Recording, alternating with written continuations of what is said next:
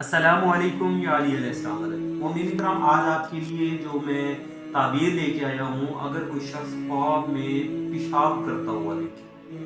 حضرت ابن سیرین نے فرمایا کہ اگر کوئی پیشاب کو غیر محل پر کرتا ہے، یعنی ایسی جگہ پر جو کرنے کی جگہ نہیں ہے، تو اس امر کی دلیل ہے کہ وہ خود غمگین اور قرض دار ہوگا، اور اگر اپنی جگہ پر دیکھے تو قرض سے نجات اور غم سے خوشی دیکھے گا، اور دیکھنے والا مالدار ہے تو مال کا نقصان ہوگا۔ حضرت دانیال علیہ السلام نے فرمایا اگر نامعلوم جگہ پر پیشاب کرتا دیکھے تو اس امر کی دلیل ہے کہ صاحب خواب اس موضوع کے اہل سے عورت پائے گا یا باندی خریدے گا، اور اگر پیشاب کی جگہ خواب میں خون چلتا ہوا دیکھے تو اس کے نقصان کی دلیل ہے، اور اگر پیشاب میں پیپ چلتے ہوئے دیکھے تو دلیل ہے کہ اس کے یہاں بیمار بچہ پیدا ہوگا۔ بعض اہل تعبیر بیان کرتے ہیں کہ خواب میں پیشاب کرنا حرام مال کی دلیل ہے، اور اگر خواب میں پیشاب کو پیے گا تو دلیل ہے کہ حرام مال کھائے گا۔